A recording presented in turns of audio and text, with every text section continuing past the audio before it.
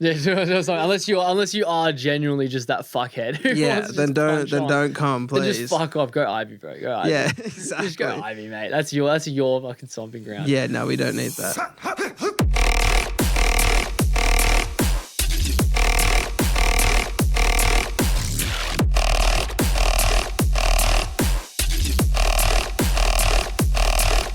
We live right now. World Channel 5 World Ride, going live. Oh man, I gotta get my gum out my mouth.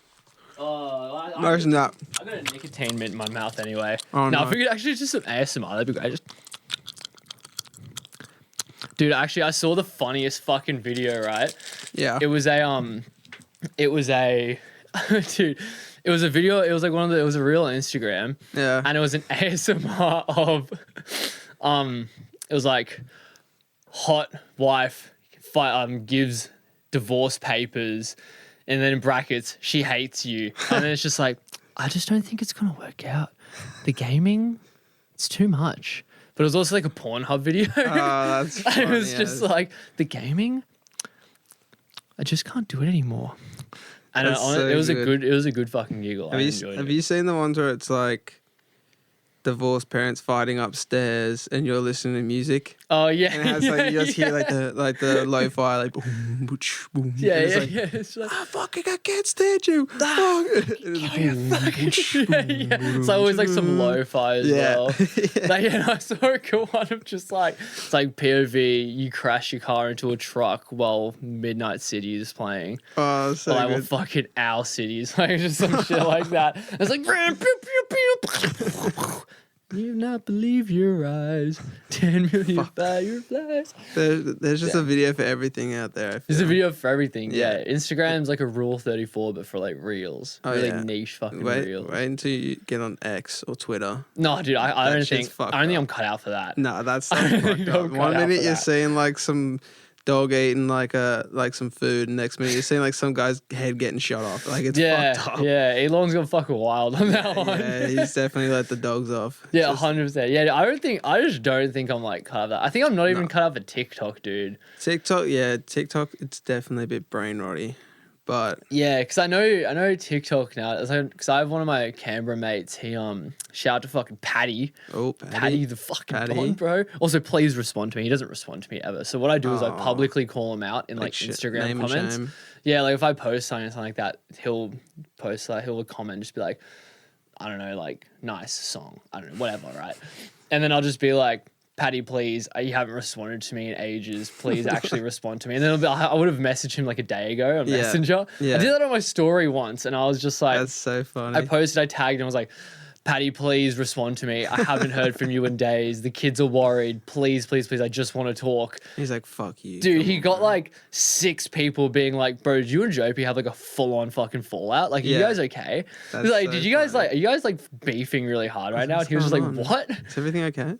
yeah, literally. Because when I do that, then there was one time where I did that, and then I go straight to my Facebook Messenger. Yeah. And I just wait there for him, and then all of a sudden I see him read all the messages, and I'm like, I fucking got you, dude. I was like, I fucking got you, bro. You see his little profile picture start lighting up. And yeah. I was just like, I fucking got you. I got you on lock, dude. Suck shit. But yeah, I mean, anyway, fuck. I guess we're fucking back for what? How many times have we recorded now? This is the 4th time. I think this is the 4th. Yeah, because we did the big one, and then we had 2 fuck ups. Yeah, so this is the 4th time we fucking recorded this. So hopefully the last for this episode at least. Oh, bro, I fucking reckon. Yeah, it's just like we've all up. I think we've recorded like close to an hour and a half now of just shit. Yeah, dead set. Because there's a bunch of problems at SAE where we record, and it was just like so fucking painful because the thing was just resetting every single time. Every time. It up. But we had good chats though. We had good chats, so we got through all the fucking small talk. Yeah, exactly. And now we're here nice and early. Yeah, no messing around. Exactly. But yeah, Frezzy. You are Frezzy. I'm Frezzy. Fuck yeah, dude. So you are Frezzy. So off the rip, just so we've already gone through this, but so you're a dubstep DJ. I am. Classify yourself as a dubstep DJ. Yeah. Oh, I like to say bass, but I feel like these days it's more so just dubstep. I used to like do bass house and DnB, but I suppose bass house as well is kind of just like, it's just not really how it was. Heavy. Yeah, it's a little different these days, but I mean, we're trying to bring it back. Yeah. We're trying to bring it back with the Institute, I feel. Yeah. Get some stuff happening. Yeah, yeah. Well, I mean, I think in the US, Bass House is still so on. Oh, yeah. For some weird reason. It's like, I don't fully understand why. The US really, like...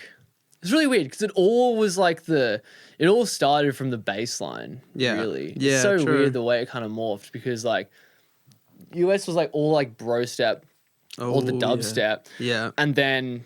the UK had baseline. That's like the whole like Wafu thing. Wafu blew up through that. Yeah. And now it's just like DJ Diesel and like Space Laces like smashing like Knock 2. Yeah, it's pretty full on. And I mean like we have Lost Lands this weekend, which is gonna be massive. I'm keen. We got our boy Neo Tate. Representing Australia. And Leo Tricks of course. Yeah. Oh man, yeah. So I feel like, and especially after your shot this year, I feel like dubstep's really pushing, or it's definitely like a new wave of like fans for dubstep, which is pretty sick. Yeah, you know? Yeah, 100%. Well, I was even talking to I suppose like, I don't think she'll care, but like I mean, I was talking to Annie, and because I saw her post on a story being like, I'm getting into dubstep. Oh yeah, I saw that. Send me some songs, and I was just like. Here are all my dubs. I was like, take them. I want you to play them. I want people to play them. I want you guys to have them, play them, enjoy them. Yeah. And I was kind of talking to her, and she was just like, yeah, I really, really love dubstep. It's good. Like, that's the fucking shit. The movement's happening. I know. Oh man, yeah. It's fun. It's so surreal considering like.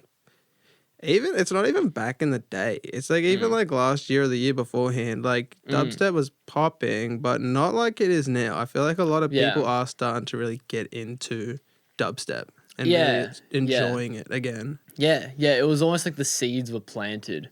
Yeah. Because I mean, that was the first time I ever really saw dubstep live was, I suppose, I mean, one of the first times I saw it was I saw Blank in Canberra. Oh, nice. That was at the start of 2021, but like, it wasn't really, it was like cool. Yeah. But he also did half Aeon mode, so it was also half drum and bass. I mean, I was just stoked because it was my first time like going to a bass event after COVID. Yeah, okay. But yeah, I remember the first time I really saw dubstep was when we saw Versa at the Burdekin last year through Shook. Oh man, Shook, honestly, shout out to Shook. Yeah, they've paved the way for dubstep in Sydney. It's insane. And the blend of like, and I think like Josephine is such like a kingpin of the melding of both as well, with like the half time and the drum and bass and the dubstep. Yeah, she's so versatile in like her music and she does it choices. So well. It's kind of fun. Man, honestly, I've found myself like sitting there watching one of her sets, just studying. I was like, how does she transition? How does she do this so well? Because I really love that style. I'm just like, how do you do that? And even just her presence alone in like the bass scene, Josephine is such a queen. Like, 100%. So lovely too. She's such a genuine, nice human being, which is just so nice to see.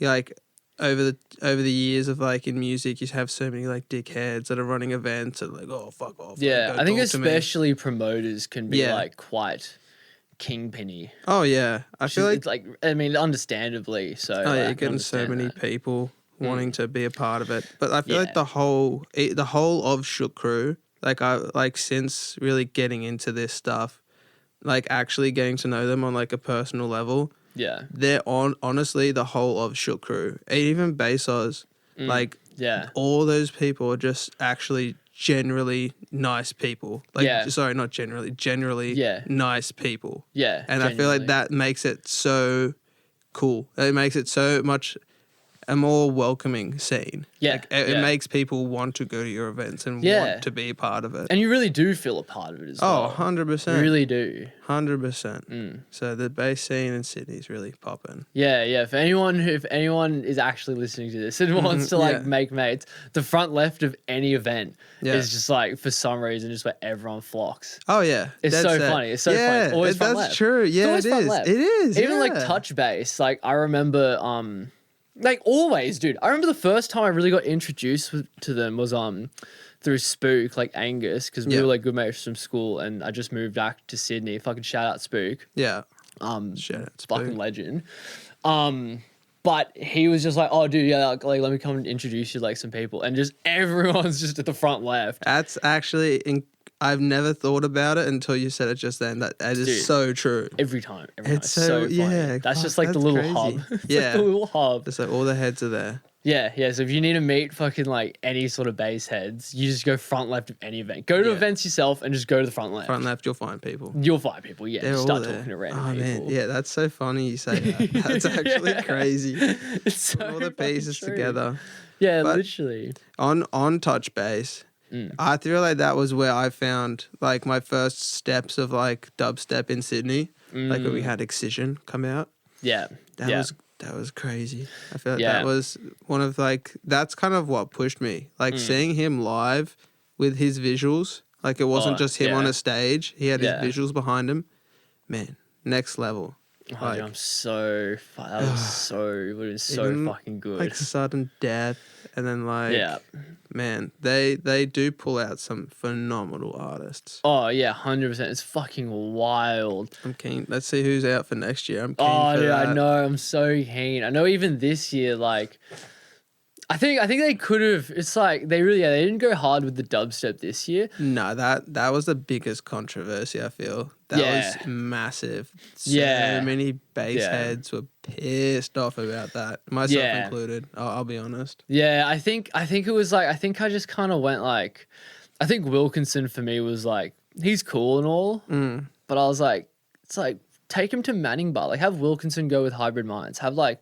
Yeah. You know what I mean? Like, put him there. Hit up the Ivy. Do something like that. Like what Headaches did when he came to Sydney. Yeah, exactly. Yeah.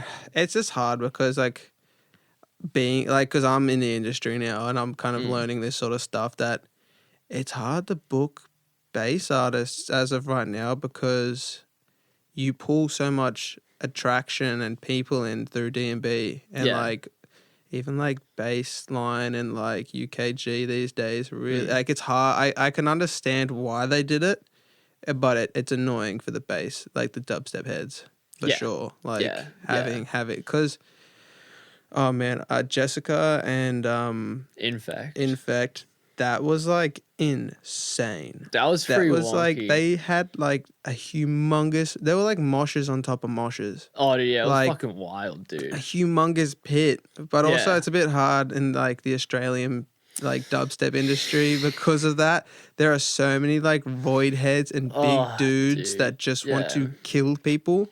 Bro, that is scary. Dude, it's intense because I know this touch bass. I even had I had my girlfriend came out because she's really into dubstep, and I brought my sister out as well because she's never been to I remember meeting them both. Yeah, it was so random because my sister was just like, "Fuck it, bro, I'll go to a fucking dubstep rave," and I was like, "Well, let's get your fucking tickets, mate." But then all of a sudden, I'm just like on high alert because I got my girlfriend and my younger sister, so I'm just like, as soon as I see a mosh, I'm just like. Dude, abort. It was my missus' first time going to touch bass or any type of like big bass event. And I was honestly seeing those pits. I was like, nah. If it was me, I'd be jumping in there and copping an elbow to the face or getting fucking sucker punched in the gut. But it's too much. I feel like it's a lot. Like even when Samplifier came to Sydney, what was that, like 2 weekends ago? That would have been like 2 weeks. That was like full of proper bass heads. So there was nobody getting shoved. There was nobody getting smashed because the dubstep people know. Like, you're there to just jump in with everybody and have a good time. And if people don't want to get involved, they don't want to be involved. And exactly. That's fair enough. They make their pit around the pit. Their little circle and be like, don't go in there. Get, like, it's like a fucking, like a sign saying just like enter your own risk. If you want to come in, then come in. But if you don't, you don't.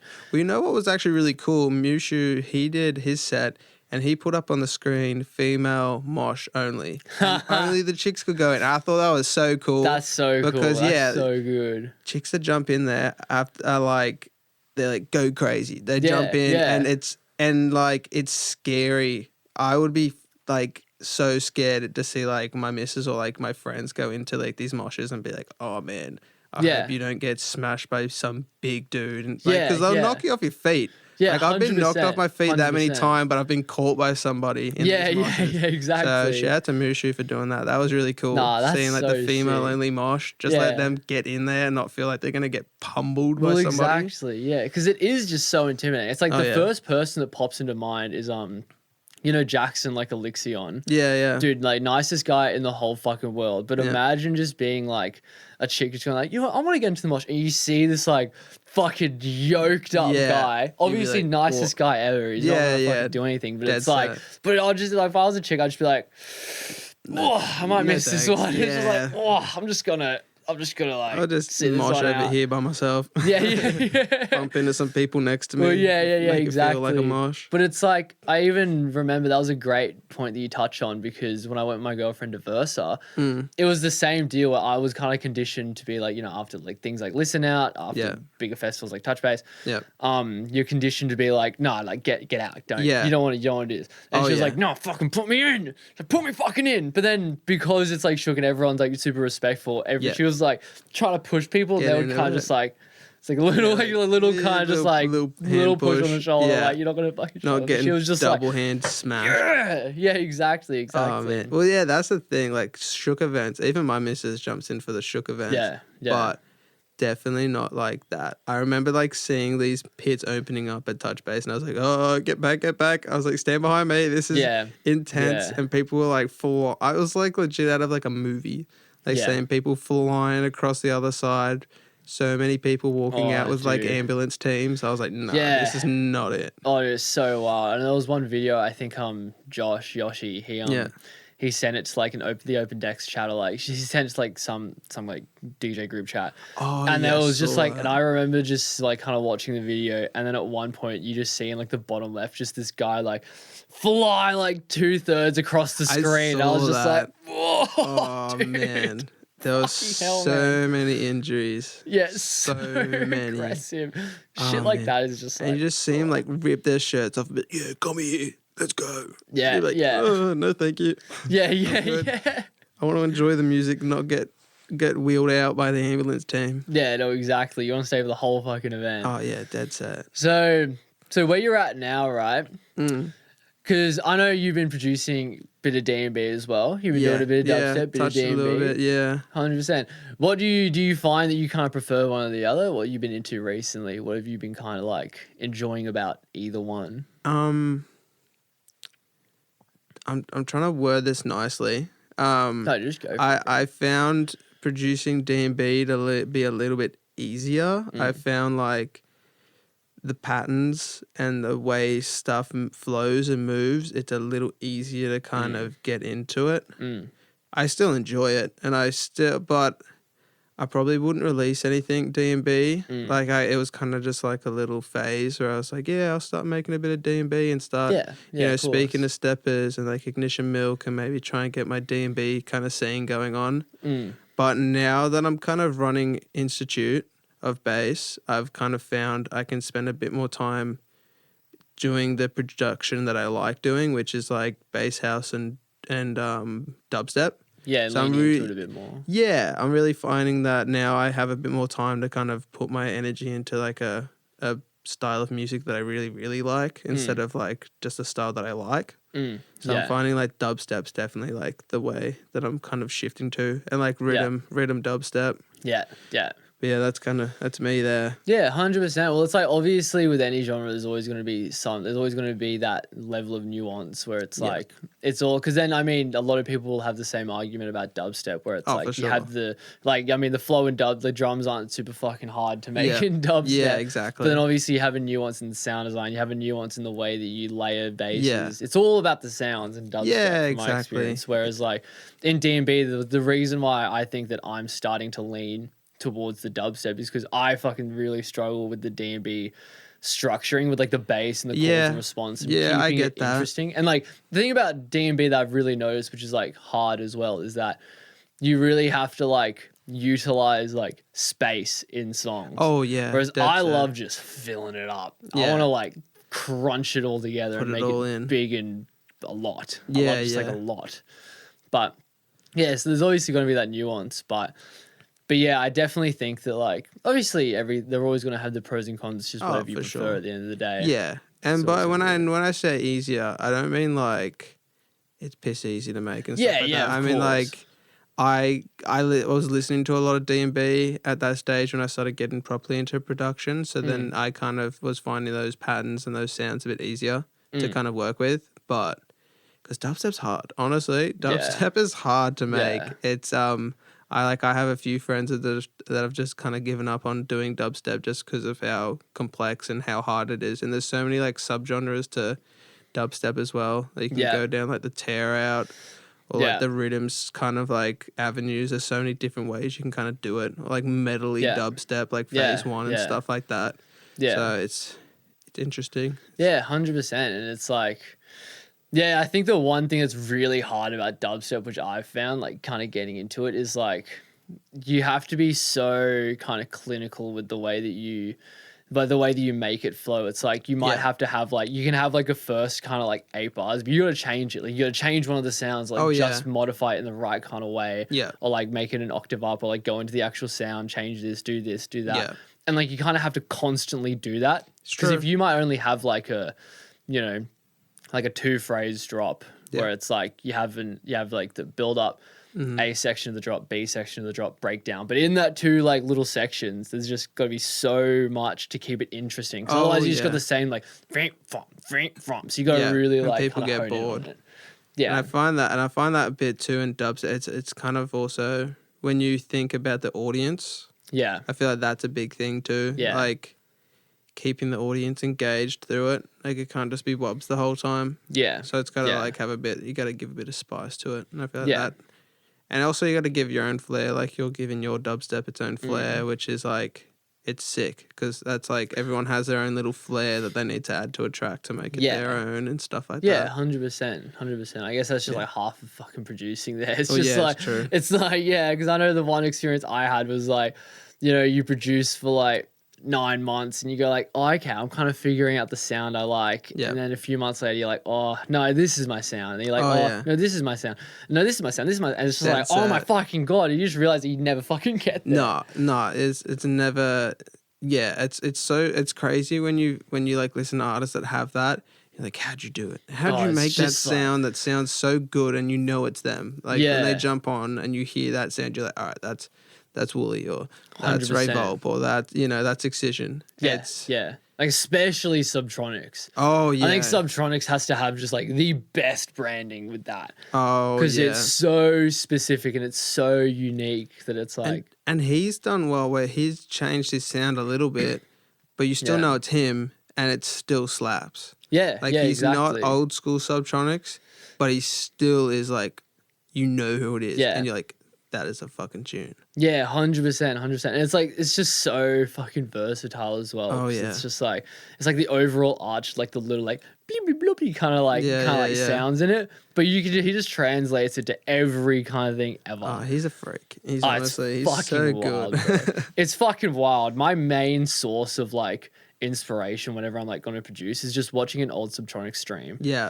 Because like, dude, this guy's sound design is fucking crazy. Like, oh yeah, 100%. I was getting into this the other day. Like, it's wild, bro. Because are you familiar with FM from B? Like the idea of like how you kind of like, you basically have 2 different waveforms. Oh, okay. FM one through the other one. It's called frequency modulation.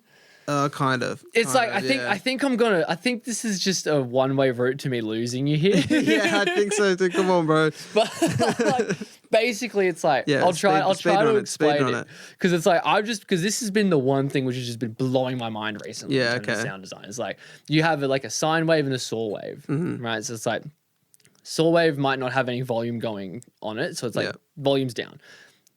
Sine wave is playing full volume, but as you increase the FM from B, if this is the B oscillator, it will change the pitch, the frequency, depending on how harsh you want to make it. Yeah, and it can kind of give these really kind of cool metallic-y, dubstep-y kind of vibes to it. Sick. So what I was getting into was this plugin on FL called Citrus, and on Ableton it's called Operator.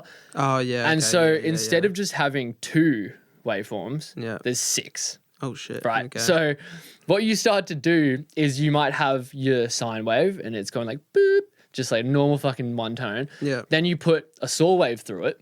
That's volumes down. But then you have maybe a square wave going into the saw wave, and neither of them have any volume. So now the sine wave is getting FM'd by a saw wave that's also getting FM'd by a square wave. So the square wave isn't FMing the sine wave, but it's FMing the saw wave to get to the sine wave. And you can do that 6 times. Wow. And you can have another one going to this one going this one. And like, dude. Mind blown. Yeah, It was like, I literally felt like I was doing it the other week. And like, I just felt like I was just dissociating from my body. Because I was just like, what the fuck is this? What's going on here? This is just too much. And then to bring it all back, I was just watching a Subtronic stream and he was just like doing this, like, beep, beep, beep, beep, beep, like doing all these knobs and getting like all these fucking sick sounds. And I was like, just blazed as just doing all this crazy stuff. Oh my God, dude. The amount of weed that guy smokes is fucking unreal. He's a chimney, bro. It's so fucking wonky because I was watching him do his stream and he was literally just like, his eyes were so billied. Oh, yeah. And he just goes like, all right, chuff time. And then just starts like smoking a bug like off camera. Always. And he comes back, he's like, and it just keeps fucking cracking on, just making like random shit. He's crazy, man. I love him. I love him. It's so sick. That was a big old fucking tangent. It's just been at the front of my mind for a while. So I was just like, oh, fuck it. Preach it. Yeah. Let it out. Let it out. But, so good. But yeah, dude, fucking oath. So how would you kind of characterize the sound that you're making at this point where you're at? Because it is just like a big journey. Yeah. So what would you kind of characterize your favorite kind of sounds and like what you really love making? I really love that hard stuff. Like I'm really trying to, that's pretty broad to say, but like it's really just trying to find good patterns of like deep sounds that I can't even explain it that well. I'm horrible with explaining stuff like this, but it's just like finding a good pattern with good bass that can really like, it's so hard to explain. It's hard. Like I can give you some inspiration, Vale, because I think the way that I would answer that question, just as like an example, is that I've really found that I love like guttural sounds. Okay. Do you know what I mean? Like really kind of like thick and wet and like I feel that. You know what I mean? Like the kind of guttural. That's kind of where I'm at. I get that. Yeah, definitely for sure. Yeah, it's kind of hard to say it, but if I was sitting in front of my computer right now, I could probably play you a few sounds that like I'm enjoying kind of using. Yeah. I guess I could go off like inspiration of people, kind of like like that sudden death kind of noises and like Marauder. Like kind of like that hard like kind of tear outy kind of style of dubstep. But just trying to, because I'm really just working on whips and stuff. Yeah. So like, kind of just working on obviously other people's music and then trying to like remix it or whatever. So because I'm really in that kind of experimental phase right now through my producing, since I'm just going full-time dubstep. It's just a lot of experimentation and like using Vital and literally just sitting in front of my door for like 2 hours, just like listening to sounds and being like, okay, that sounds kind of cool. I'll archive that. So it's a lot of like experimentation right now, since like now that I'm not really pushing so hard. Like I'm pushing to get gigs, obviously. Like everyone wants gigs. Yeah. But now I'm kind of like, okay, I'm going to take a step back from just like being on stage every weekend and stuff like that, and kind of be like, I'm going to spend that sort of time in the studio and experiment. Because the only way you can make good stuff on your own is just through experimentation. I feel. 100%. And just keep on doing it, because that's how like the professionals are going to get those sounds. Just, like, exactly. Keep, like experimenting and be like, oh, that's sick, and eventually you'll find the through line of what. They're not just jumping in and going, ooh, all right, that's cool. I'll chuck that out. And I'll be a number one hit in the dubstep community in no time. I'm not rushing it, which I'm enjoying a lot too. I feel like when after your shot, I jumped into it like headstrong, and I got so burnt out so quickly because I was doing sets, and I was coming home trying to produce, was thinking about sets too much, not working on Ableton at all, and just like being on Record Box all afternoon, like you know, making remixes and stuff like that. And making sets and stuff like that. So now I'm kind of like, yeah, I'm kind of just doing it at my own pace. I'm not really rushing, which is kind of, it's cool. I feel like the journey. I'm enjoying it a lot more now that I'm not really like rushing to try and put out a song to like play at my next set, because I did that 100%. So many times and I never played them because they sounded like shit because I rushed it. Yeah. So I'm really just enjoying that right now. Yeah, 100%. Just experimentation, really trying to get a feel for everything. Yeah, of course. Because you see so many people like shout out Wobble, like he is just in that studio all the time, and he's just putting out bangers. Yeah. And that's how, like, he's just doing that. He's at home on his door doing his thing. And it's nice because I feel like that's the only way you're really going to be able to make tunes that do well. It's by having a passion for it and not just getting burnt out every time you try and make a song. Yeah, burnout is always the 100%. I'm the biggest proponent of just like burnout will fuck you over. Burnout will destroy you. Like, and that is the end. And you won't want to touch your door. No, I've had so many times where I'm like, no, I'm not touching Ableton. I'm so fed up right now. Yeah. I'm so fed up with it. So yeah, I've really like kind of learnt that now. Like, burnout is real. And it is going to smack you in the face. Yes. You're going to be working on some tune that you absolutely love, but you're going to get burnt out and then you're going to hate it. Yeah, 100%. I always find that like the more you fight the burnout, just the better everything you make is, because it's like, I always just find that I try to not really produce unless I feel the inspiration. Yeah. Because there's always other things you can do. It's maybe if I'm like not feeling inspired to produce, you can go on Splice, try to find some stuff, kind of pull some 100%. Stuff together. You can, you know, work on some old tune. You can do like some sound design. You can even just fucking just like do something else. Yeah, you don't have to be doing anything to do with like music or anything. But it's like, when you do come back to it and you do kind of, even when you're preparing a set, it's the same idea. It's like if you try to force that, it's always just going to be shit. Pissed off. Exactly. But then like you let the inspiration kind of hit and it's always just going to be so much better. And you can pull stuff like, I mean, I've been able to pull tunes together in like a day just because it's like, you just get the inspiration. Oh, for sure. Yeah, I've definitely done that. I have a lot of tunes kind of archived that I've hit burnout and then I've been and then I've been sitting at home and then I'm like, oh, that'd actually be kind of cool to do. You go upstairs, do that, and there's so many like unfinished stuff that I have like on my computer right now. Dude, that's what you got to do though. That's how you get the good shit. Oh, 100%. You learn, like, I feel like I've gone, I did this recently. I went down to all the tunes that I've made in the past year and I've been like, I can like hear the progression of like, that sounded like arse. Oh, that was kind of not as arsey. All right, this is actually sounding okay. I feel like every song that I've kind of started writing or like started making has been progressively getting better. So I'm kind of, which is kind of cool. Yeah, it's kind of cool to see, you know, or hear. Yeah. But honestly, I'm also just trying to find time as well to kind of do it.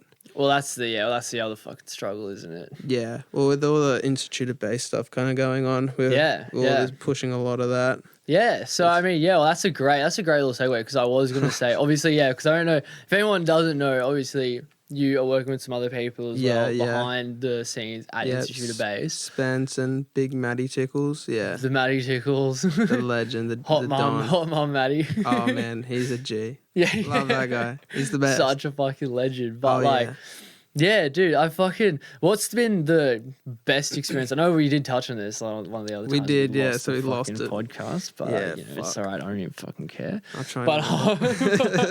But what's been your favorite experience through Institute of Bass in terms of running it, how an event went? That's a great question. Even just like building up to it or whatever. Yeah. I feel there's multiple things, like, because we started young. Like when we started at like Tokyo Sing Song, it wasn't even officially called Institute yet. Yeah. It was just something that kind of me and Matt were like, let's throw this together.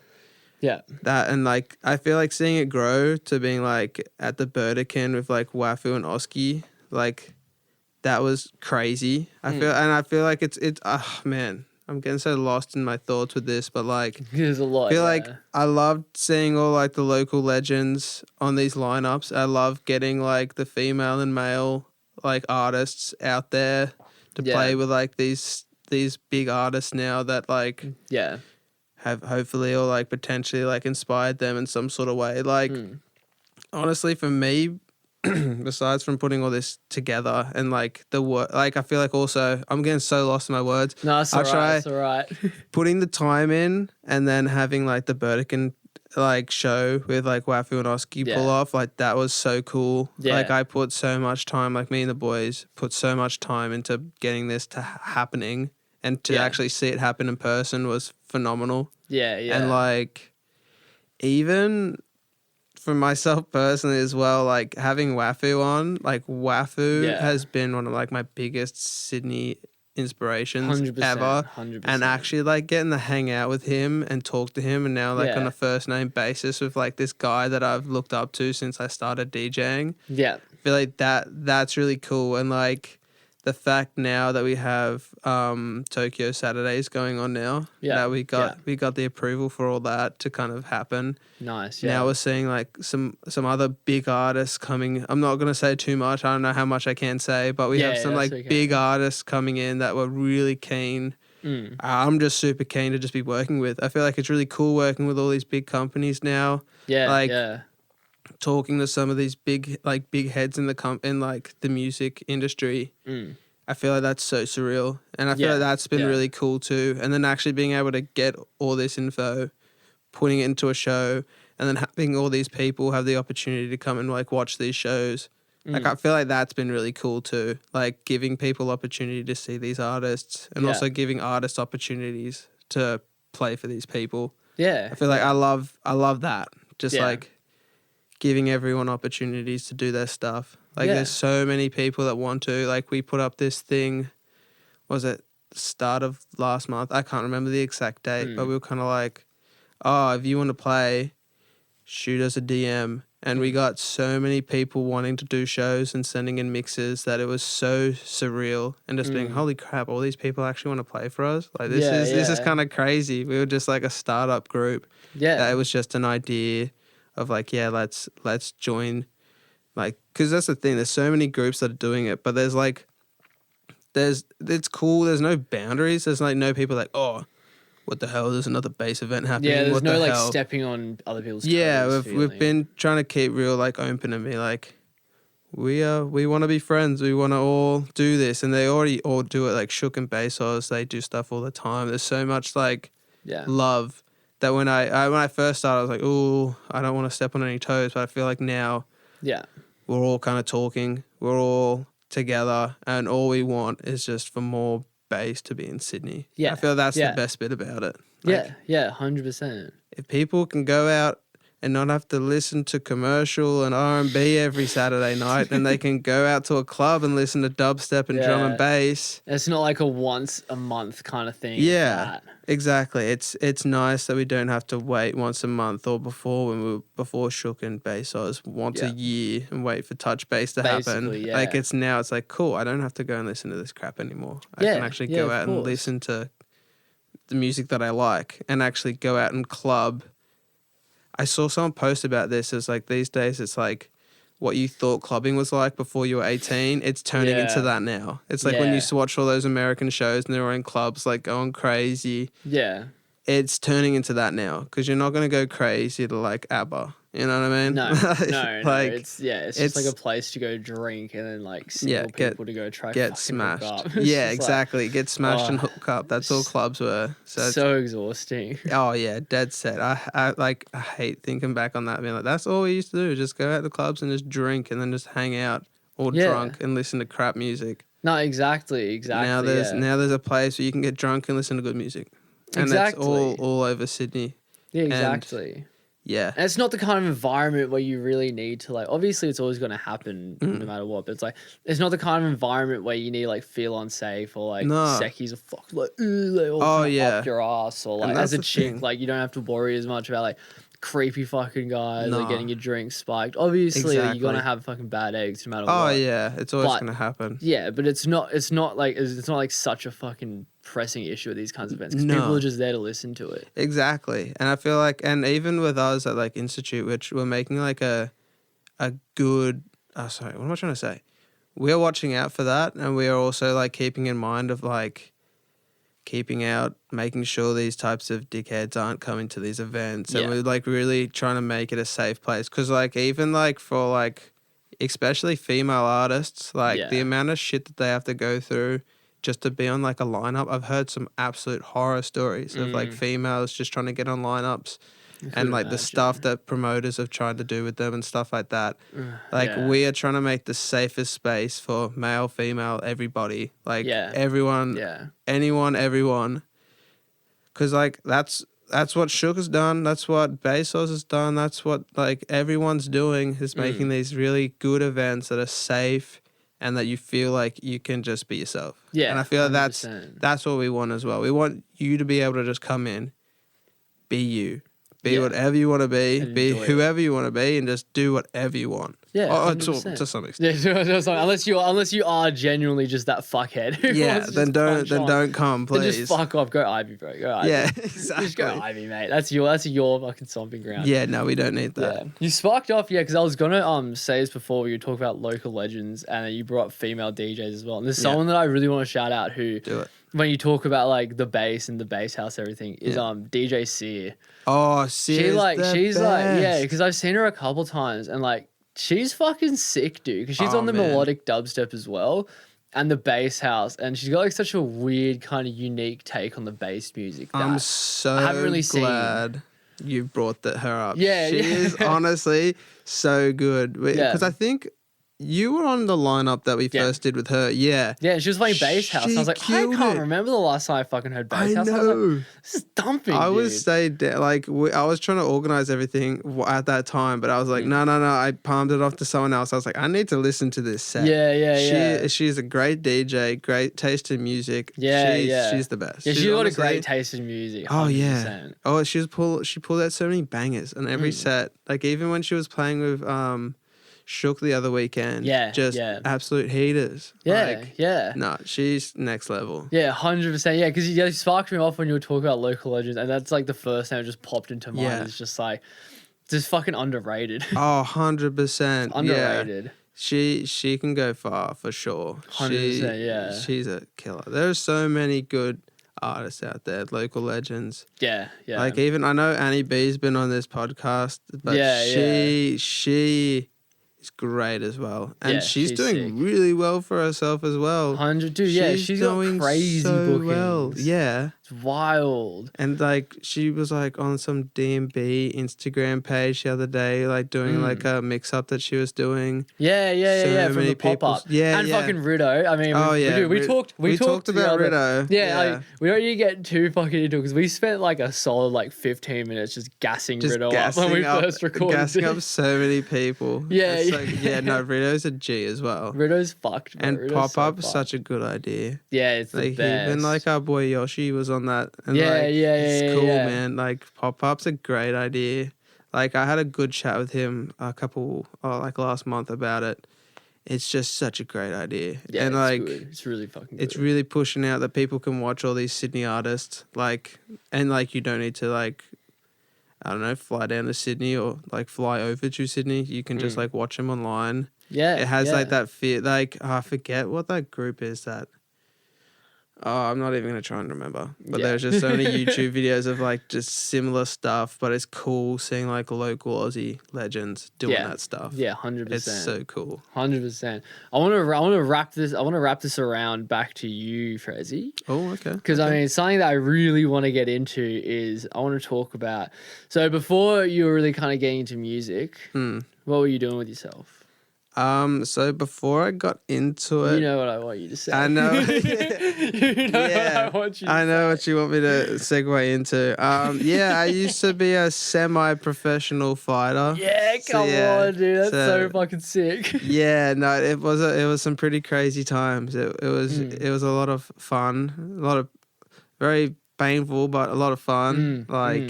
Yeah. What do you want to know about it? I want to go into like, because the thing that like really fucking just fascinates me about that. I mean, we talked about it as well the other week. We did, yeah. Is like, oh, dude, like, what is that fucking feeling when you're just in this fucking like cage with this other person, all these people are watching, and you just like win? Oh, honestly, it like, because I did to kind of focus. Okay, I'm just gonna say, I did jiu-jitsu, so that was my fighting style of choice back then. I do boxing now, just to get back into fighting a little bit, but. Yeah, honestly, it felt so good. Like I'd traveled so many places, like around Australia to compete and do these fights, done some real crazy shows. Like I don't know, it's like I can't really explain how good it feels, but like when you tap that person out or like knock that person out. I remember at one of my competitions I'd flown down to Melbourne. It was like first fight of the day, and I tried this choke out on this person. It's called like a baseball choke, and it doesn't feel like it's choking you out, and then you just black out. Whoa. So like this person like didn't know what the choke was. I set it up like perfectly. This person jumped on my back because they thought like, oh, I'd just given up it looks like you've given up a really good position. Yeah. So he was like, oh, he just gave me this position. He started like getting ready to like move on to like the next movement that he was going to try and take me out with. And he just passed out. And it was like Melbourne and it was like 10 seconds into the fight or something like that. It was like a really quick submission. I got so gassed up from that. I fucking completely like lost my second fight so bad because I was so cheated up at this first submission that I did in like 10, 15 seconds. Oh, that's so fucking wild. It's so good. But man, I kind of hung my belt up. I had a few injuries. It's never going to be sustainable like that. You are going to fuck your body up. And especially at that stage in jiu-jitsu, there wasn't a lot of money in it. And like you either had to go and own your own gym, which I wasn't about. Yeah. And it was just like, it wasn't about the money or anything like that. But obviously you got to make a living. So it's like, I hung the belt up because like the last straw was kind of like I was prepping for a comp and I got my meniscus almost tore off. Yeah. So it was a very close call, and the doctors were like, "Oh, you were very, very lucky there. It could have been a lot worse, and you could have probably had to get the surgery." Yeah. And I was like, you know what? I've just moved down to Sydney because I was like living in Queensland, living with my parents because obviously you're doing that full time. You're not really making a decent income. Yeah, of course. So I kind of hung the belt up, got a job down here in Sydney, and then I was like, I need something to do in my spare time. Yeah, and I was like, I love making music and doing music, so I jumped into that. Yeah, fucking oath. No, that's fucking sick. Haven't looked back. Yeah, fuck yeah. Well, yeah, again, like you do have to look after your health, but like, fuck, dude, you would have had like some crazy experiences while you did it anyway. Like, dude, honestly, it's just like no regret. Just the thinking, just for me, is like someone I've never even thought, but even just like my limited experience, like playing sport. Yeah, it's like, dude, I just think about the feeling and that adrenaline and just that teeth gritting, like. Fuck yeah, kind of feeling. It feels so good. And like, yeah, I've missed it. I miss it. Like, I get that kind of feeling from like if I like do a set. Like, honestly, I feel it's just as good as that. Like, you end up hunting down that feeling too much, you know. You really are like, man, when you like get your hand risen and you're like, because I got like Queensland state champion one year, which was crazy. I fought like so many guys. And the thing is too, you're in like camps. You're like prepping for like months, and that's the thing, and that's all you think about. It's just like eat, sleep, fight, repeat. That's all you did for like months to get ready for these comps. And like I don't regret any of it for sure. But like it would hit a point. Oh yeah, it hit a point where I was like, man, I'm like, I don't know, what was I, 24? And hearing this, other people like, what the fuck? I'm like 30, I'm still fucking fighting. Or like I'm 40, I'm still fighting. Fuck you, type shit. But at a professional level, it was like, it was getting too much. It was just like, but like, man, like I'm back in it now. Like I've started up boxing it'd be good to flex that muscle as well. It feels so good, and it also helps with the burnout too. Like I'm stressing about burnout. Yeah. Now I can like some afternoons instead of producing, I'll go to the gym and have a scrap, and then come back and finish off what I'm doing. Yeah, 100%. Yeah, you got to do that. Yeah, and it feels good because when I was just doing music full time, I was just burning out way too much. Like I don't know if it's not meant for me, but I'm not giving up on it. I was like, okay, I need to find something to kind of help balance everything because it's all about balance. As you 100%. Yeah, 100%. You just got to keep the whole life balanced. Yeah, exactly. Were there any situations that you found yourself just in public where you had to use any sort of like that fighting experience? Yeah, for sure. Do you have a story of it? Yeah, definitely. Nice. This one was kind of a cool one. It sucked, but it was good. It was like because I just finished like one of my. I was going for like an Australian title. I think I got pretty close to it. I think I got like second. And I was kind of like, I'd spent like months training. So I came down to Sydney to see my missus because she's lived down here the whole time. Yeah. We were coming back from a night out. And we were sitting on the train, and then these group of guys like messing around. And what happened? Like, one of the dudes, they were like kind of laddies, like kind of lad type dudes. I already have like an instant picture in my head. Yeah, dead set. Yeah. On the trains as well. They were like peeling off like the film on the glass or something, and like so one of us said like, "Oh, like come on, like what are you doing?" Yeah. And the guy like turned around and like just punched me square in the face. Oh, and I was like, I did not expect that. It did not look like it was escalating to that sort of situation because I wasn't on guard because I was like, this doesn't look like it's going to escalate. This guy just like decked me in the face. My missus like got up and slapped him, which gave me like a second to be like, okay, we're in fight mode now. Yeah. And I got up, decked this guy in the face, and then I was like, I was fighting this dude. I was like using jiu-jitsu on him. Didn't know in the background my missus was fighting one of the guys as well. So it was like the two of us fighting these guys on a train. It was crazy. Yeah. It broke, like my missus like snapped one of the guys like gold chains off and like beating these guys up. It was like legit we're like back to back like fighting these dudes. It was crazy. That's fucking wild. It was mad. Yeah, and I ended up using some kind of jiu-jitsu move. I ended up like the guy pushed me onto the chair. I fell back on the chair. The guy was about to come on top of me to like punch me, and I kicked him up in like the nose, broke his nose. Fuck. Yeah, blood was pissing everywhere, and then that kind of broke up the fight.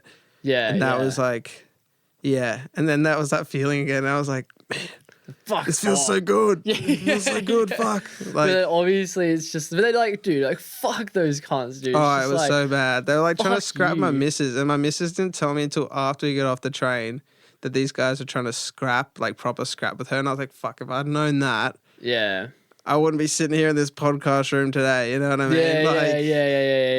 Yeah. It's full on. That's so, like, but when it makes it, you feel a lot more comfortable in these type of situations when you have a bit of a fighting background, or even just like, even if it's not a physical, like, confrontation, even like standing your ground kind of even like a communication, like if you're having like a dispute with somebody, you can feel comfortable standing there and being like, if this escalates, I know how to kind of help de-escalate it. Because also in fighting, it's not about starting fights or like fighting, it's all about not having a fight. If you're a fighter, you know you want to have a fight in a controlled sort of situation. Like a fight out in the streets is way different. You don't know what's going to happen. Yeah, some pulls a knife out, which is so common these days. It's like no one scraps anymore. It's always a scrap, and then it escalates to somebody grabbing something, and then it turns into something a whole lot serious. So it's always just a matter of de-escalating a situation. Yeah, and that's what we're always taught, like since I was a kid, because I've been fighting since I was like 13 or something. So different martial arts and stuff, but it's pretty surreal. Like, that's fucking wild. It's pretty, but it's definitely drilled into my brain. Yeah, well, of course, because you never want to start a fucking fucking fight. No, that's just that's the last thing you want to do. But that's why you have these fucking idiots who are like doing shit like that, and then they'll just like be like, yeah, fuck, well, they'll get intimidated in one way. I mean, you go back to talking about like the Ivy and shit like that. Like, so commonplace. People just be so buffed up, just be like, oh fuck it, it's just like, shut up, like you deserve to get your nose broken. Oh, exactly. Like, fuck you, man. There's so many people that just love having an altercation and then finishing it with a punch in the face, and it's like, nah, there's no need for it. No, like we have voices for a reason. We have communications for a reason. Well, there's a reason why we're not like we have society. Yeah, it's not because of you. No, fuckhead. Exactly. All it takes is like 2 seconds to walk over to a corner. Like if you're having a legitimate problem with somebody, all it takes is 2 seconds to walk over to a quiet corner of the room and be like, hey, what's going on? Yeah, Can we communicate this, or are we just not going to see each other for the rest of the night and we're just going to part ways? Yeah, exactly. Because a fight, like, and honestly, these days, fights aren't worth it for one, getting stabbed or getting, like, bashed, like, real bad, but also the legal side of it, too. No, like, 100%. And that's why, you don't fucking start that shit. You punch someone at a club and then you're going to court. Yeah, like, and it's just like for what, dude? Because you got called a pussy. Yeah, shut up. It's like, that's shut the fuck up, it's so stupid, and people are like, oh, he challenged my manhood. It's like, I'm gonna punch him in the face. It's like, now I'm standing in court wearing a suit and I'm getting fucking sued because I broke this guy's nose and he can't, like, broke someone's arm and now he can't work for like a year. None of it's worth it. It's just infuriating that like some people just like get so much joy out of that. It's just like you were just like a lesser human. 100%. And it wheeling it back to when it comes to clubbing, I never see any of that stuff at any base event. Yeah, which is so good. I've never felt like I've needed to like use any of like my past martial art, just like skills against somebody at any of these events. I feel like definitely when you were clubbing back in the day, you felt like someone could definitely feel like someone could punch you. But at these events, I feel like we've had like one bad altercation, which I won't bring up because I don't want to hear about it. So, yeah, of course. Yeah. But I know what you're talking about. Yeah. So, but that's the only one I've ever heard of at any base event. I've only ever heard of one. And even then, it's never the people who are actually care about the base events. Exactly. It's always someone who rocks up and goes like, oh, this is the fucking spot, eh? Yeah. And then like, oh, what the fuck did you say? Oh yeah, it's just like, dude, shut up. Nah, are you big into? Are you big? I was taking a big fucking left turn. No, I love it. Well, I was gonna say, are you big into watching sports? No, I don't watch sport. I don't even watch UFC or anything like that. I mean, I liked watching baseball. I don't know. Baseball. That's quite a random one. It is a random one. Yeah, I have family over in Boston, and they're like big Red Sox fans. So they covered me in Red Sox merch from when I was a kid, so I kind of just started watching the sport. Yeah, Boston as well. That's the bread and butter over there. Exactly, the go to the Red Sox. You know what? A sport that is like wild to watch is curling. Because curling. So it's the one where they throw like the rocks and they gotta like sweep behind it with like the brooms. Yeah, I've seen that. That's like, I've realized that's the American version of lawn bowls. Yeah, because I was in Minnesota. I was in Minnesota with my girlfriend and her dad's sister, so like her auntie. Yeah. They live in Minnesota, and they took us out and we went to go see curling. That's crazy. And we were just like having some beers, just watching these guys just like behind the thing. Insane. I was like, this sport is kind of the sickest sport ever because they all also have beers in their hand. Oh, of course. Like, everyone's just there. It literally is just lawn bowling on ice. Yeah. I think it's such an underrated sport. It's honestly, so underrated. I need to go and check it out because I know exactly what you're talking about. Yeah. I need to watch some of it. It's just such a funny idea as well. It's like just sweet. Yeah, I know. So strange. So jokes. It's so fucking jokes. But no, I don't know. I don't watch a lot of sports. I mean, in my spare time after watching movies or like listening to podcasts, which is I remember we were talking about podcasts. We're both whichever pretty deep into the podcast. Yeah, I listen to so many podcasts. Yeah. So like when you asked me to do this, I was like, oh my god, I'm gonna be on my own podcast. Bro, dude, yeah. Oh I can listen to this. Oh my god.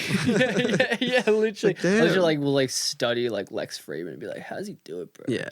So how do they fucking do it? How are they doing this shit? And now I understand. Literally. It's just talking shit. Yeah. With two microphones and just like it's sick. Yeah, it's, like it's kind of. Oh yeah, you go. I was gonna say we've done this 4 times, but I feel like it's fun every single time. Even though we've been having all these technical issues, I'm always like, yeah, fuck, I'll come into the studio. Let's just do this. Yeah, 100%, 100%. Like it's just fun. That's what I found because I know that some of the other podcasts I've done, it's like, I mean, like obviously nothing's even fucking been released yet. I'm gonna out myself, like I'm fucking slack as shit.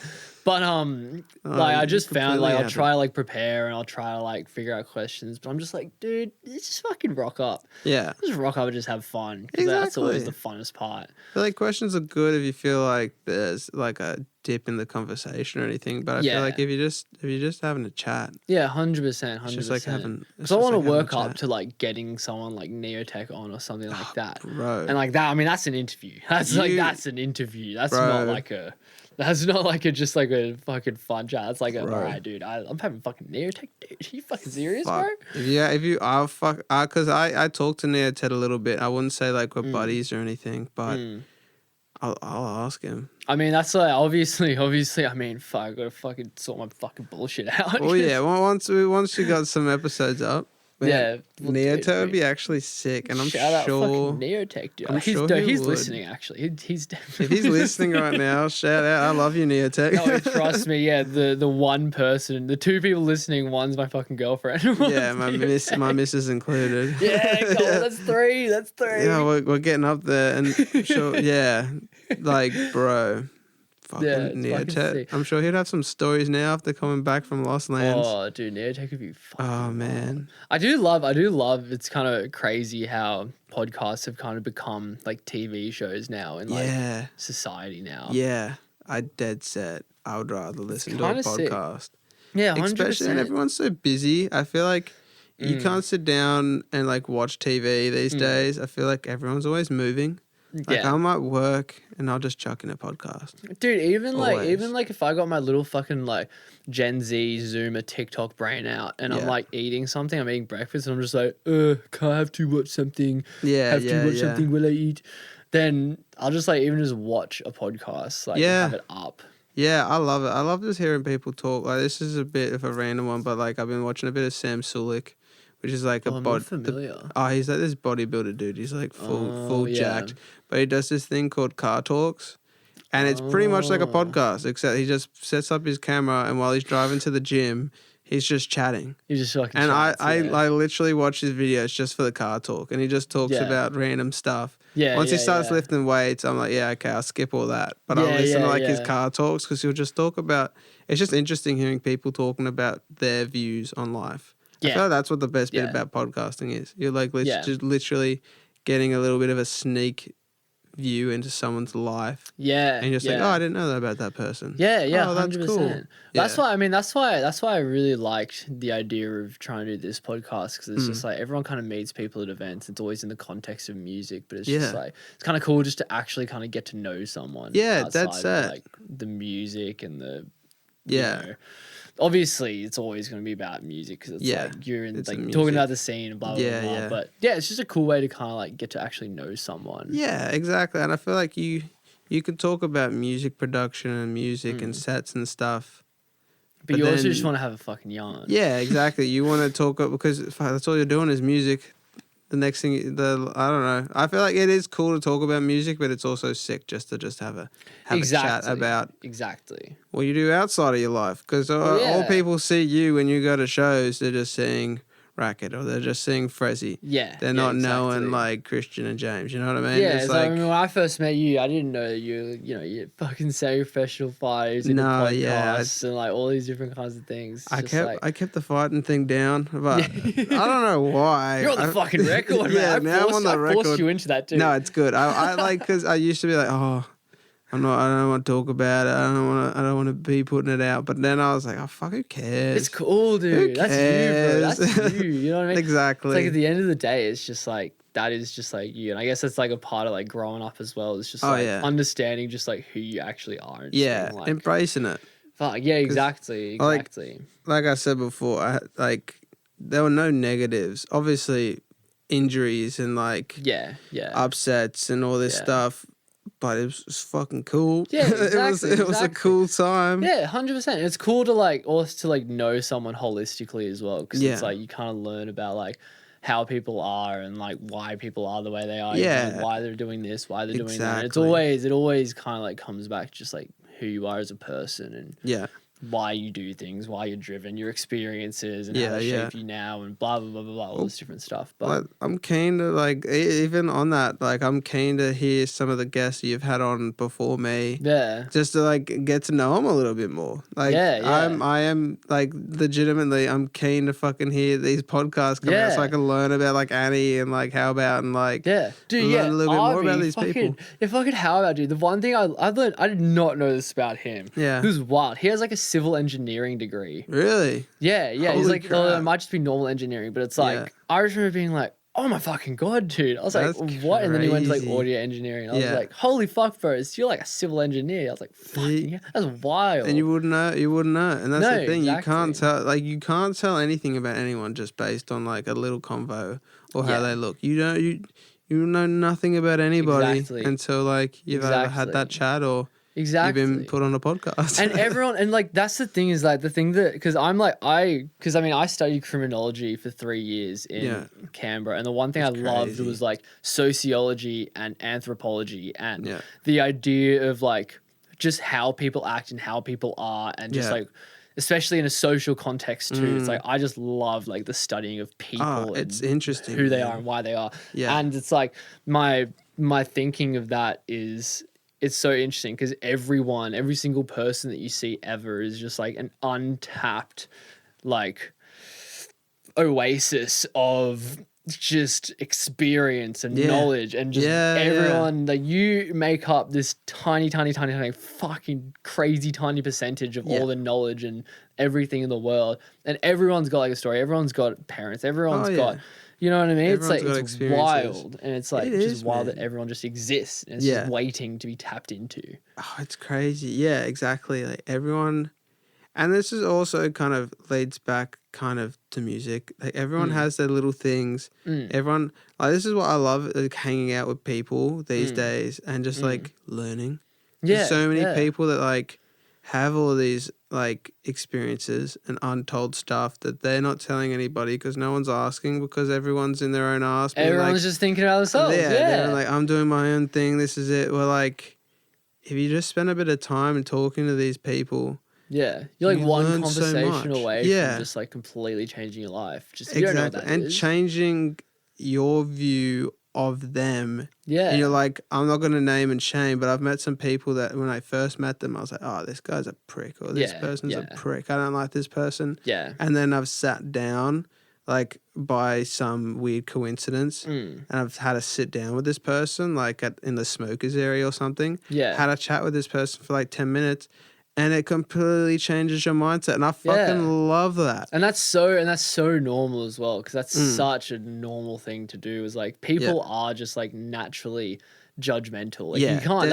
That is like a survival evolutionary instinct. Yeah, you have to like judge people, and you have to like that's the way humans have survived, being like you're dangerous or I don't agree with you. You're not. Yeah. And that's like, and I mean that's the same like sociological idea of like you fit into like these different groups and you fit into like this is you, this is them. But then again, you break that down so quickly just in like 10 minutes, like you said, like a smokers area. You have a chat. Exactly. That's all it takes. I know. It's fucking wild. It's crazy. And the amount of people that are actually wanting to communicate and talk about this stuff, and they're not just like, oh, what's the word? I don't have any blank places kind of like in the dismissive podcast. To other people, when they hold back information, or they don't show you their sets, or they don't show you their music. I forget what that's called. Like the gatekeeping. Gatekeeping, that's the word. There are so many people that gatekeep. Yeah. And that that don't want to communicate, don't want to talk, don't want to do this. Where it's like, I don't get that. I feel like this day and age, and especially in this industry, I feel like when you're like a beginner musician or DJ, you're kind of like, nah. but you're in it for the long run. And if you're making enemies straight off the bat, and if you're not making friends and people you can communicate straight off the bat, just building. You're setting yourself up to fail. Yeah, exactly. Even just like fucking chilling with you, like learning so much from that, and everyone has a story, everyone has something that they can teach you, and everyone has knowledge, and it's insane. I don't know, it's free. Like I haven't hung out with this many people in years, and it's so cool to like learn all this different stuff. Yeah, and be like, because even like in the martial arts world, like in your gym, you would show each other stuff. Yeah, but you wouldn't show each other everything because you had that little secret move that you could use against people, and you'd only tell your little small circle. Yeah, and that was it. You stuck to your gym. Yeah, and that was it. Yeah. You didn't associate with anyone else, and you didn't talk to anyone else. And it was so toxic. And it was so like, but with this, I feel like everyone from all different genres, I guess you could base genres off gyms, I guess. In this scenario. Different kind of pockets of the scene. Yeah, I literally am learning from people in the UKG scene, or learning stuff from people in DnB scene. You're just like learning little things. Like, oh, that's how you mix that. Oh, that's what you do there. Yeah. It's so cool that we can actually do that. And people are happy to do that. And I feel like so many people... Like, if anyone's listening and like I'm giving any type of advice to like new DJs or new producers, is don't sit in your room by yourself and like do it yourself. Like it's gonna be so much harder, and you'll collaborate, hang out with people. Like even if like they're not in your genre or they're not who you'd normally hang out with. Hang out with as many people as you possibly can. Like, 100%. Especially after your shot, when you were literally forced into a room with so many different people. Yeah. Use it. Yeah. Use 100%. It and hang out with these people and learn. Yeah. And, and like, it's pretty cool. I don't know. 100%. Well, yeah. I'm getting all G'd up on, on this stuff, that's good. I mean, I think that's a great little note to kind of end on. I think that's like a perfect little ribbon tie on the end of that. Yeah, shout out to everybody. Everyone shout out to everybody. Do your stuff, people. That's what a wholesome message. Yeah. Shout out to everyone everywhere. Everyone everywhere. Do your thing and just like love life and do what you love doing. Fuck yeah, Frezzy. All right, fucking oath. Well, there you go. Well, thank you very much for having me. It's been fantastic. It's been a pleasure for the past. The fourth wrap. We made it. No, we made it. Still recording. I'm seeing it. Yes. Still fucking recording. We've done it. Come on, England. Nice. All right.